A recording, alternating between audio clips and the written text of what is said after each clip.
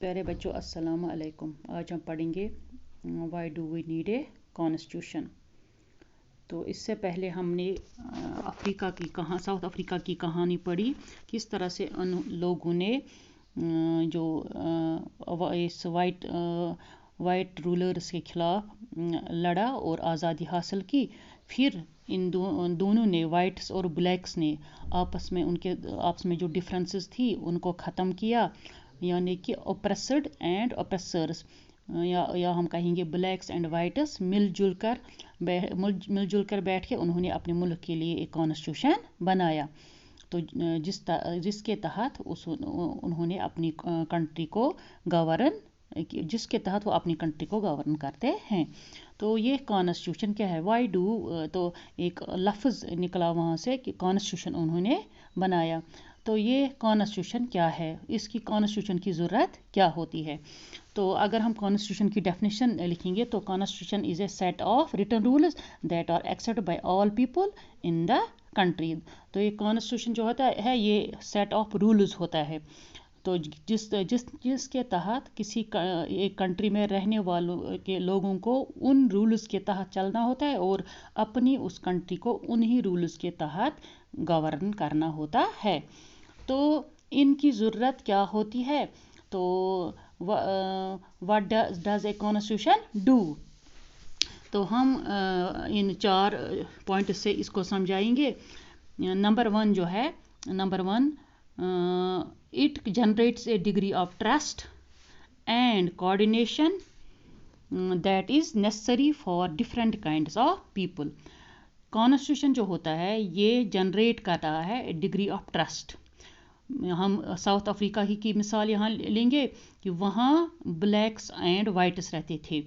अब चूँकि उन्होंने कॉन्स्टिट्यूशन बनाया, एक टाइम पर वाइट्स ने इन ब्लैक्स को सप्रेस किया था, दबा के रखा था, उन पर जुल्म किए थे।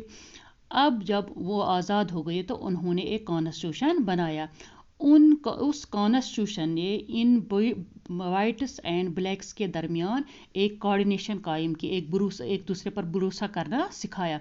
अगर वहाँ ये कॉन्स्टिट्यूशन नहीं होता तो ये ब्लैक्स समझते थे कि ये वाइट जो है ये हमारे साथ गलत करेंगे या हम पर जुल्म करेंगे, या ब्लैक्स कहते हैं कि वाइट्स हमारे साथ जुल्म करे, और ब्लैक्स कहते वाइट्स हमारे साथ जुल्म करते, और वाइट्स कहते ब्लैक्स हमारे साथ जुल्म करेंगे। ये कानून ही कॉन्स्टिट्यूशन की वजह से उनके दरमियान एक तालमेल बढ़ गया, एक दूसरे पर ट्रस्ट बढ़ गया।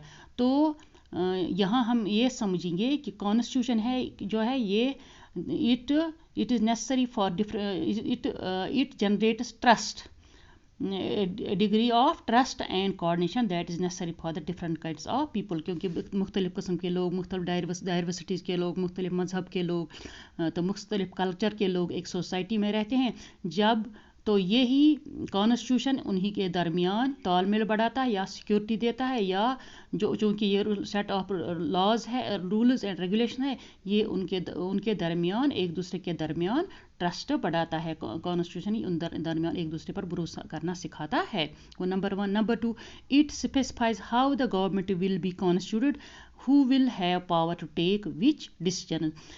कॉन्स्टिट्यूशन की ही मदद से ये पता चलता है कि हम किस तरह से एक मुल्क को हम किस गवर्नमेंट कॉन्स्टिट्यूट करेंगे। मिसाल के तौर पर अगर कॉन्स्टिट्यूशन नहीं होता तो क्या होता कि कोई भी पावरफुल आदमी जिसके पास पैसा है या जिसके साथ ज़्यादा आदमी जिसका मसल पावर ज़्यादा, वो कल कहता है कि मेरे पास इतनी ताकत है, मेरे पास इतना पैसा, मैं गवर्नमेंट बनाऊंगा।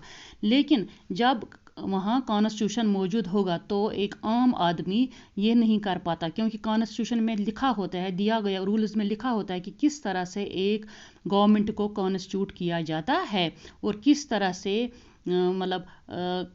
किसके पास कितना पावर है। मिसाल के तौर पर अगर किसी जगह किसी कंट्री में गवर्नमेंट चुनी गई है, मिसाल के तौर MPs चुने गए हैं, मेंबर असेंबलीज चुने गए, पार्लियामेंट मेंबर चुने गए, फिर वो किस तरह से PM को बनाएंगे। फिर PM के पास भी होता है डिसीजन पावर, प्रेसिडेंट के पास होता है अलग पावर्स, इसी तरह MPs के पास अलग पावर्स होता है, CM के पास अलग पावर्स होते हैं। तो ये कॉन्स्टिट्यूशन इनके ये मतलब इख्तियार देता है कि किसके पास कितने पावर है और कौन इंसान या कौन पोस्ट कौन सा डिसीजन ले सकता है। तो ये पावर्स हमें कॉन्स्टिट्यूशन ही देते पावर्स, एक गवर्नमेंट को या एक आदमी को या एक ऑफिसर को ये कॉन्स्टिट्यूशन ही ये पावर्स दे सकता है कि कौन सा डिसीजन ये किस वक्त ले सकते हैं। तीसरा पॉइंट है ये जो it lays down limits on the powers of the government, tells us what the rights of the citizen are। अगर हम ये कहेंगे कि जो गवर्नमेंट जो मुल्क की जो सबसे बड़ी जो मुल्क में सबसे बड़ा ताकतवर कौन है, तो वो गवर्नमेंट होती है।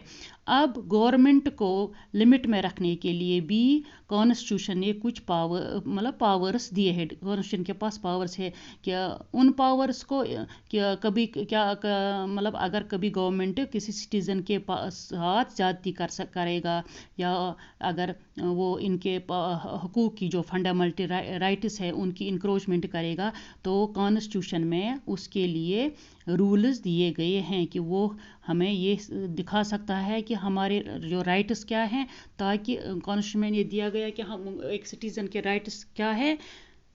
कॉन्स्टिट्यूशन में ये दिया गया होता है कि एक सिटीजन के फंडामेंटल राइट्स कितने हैं, क्या क्या हैं, और रूल्स भी इस कॉन्स्टिट्यूशन में दिया गया है। इसलिए भी कॉन्स्टिट्यूशन हम ज़रूरी होता है कंट्री के लिए, ताकि उसमें it Lay's out the limits on the powers. अब ये लिमिट लगाता है गवर्नमेंट पावर्स, ताकि कभी इंक्रोचमेंट जो है फंडामेंटल राइट्स सिटीजन्स की इनकी इंक्रोचमेंट तो नहीं हो जाएगी। और तीसरा जो है it express the aspiration of the people about creating a good society.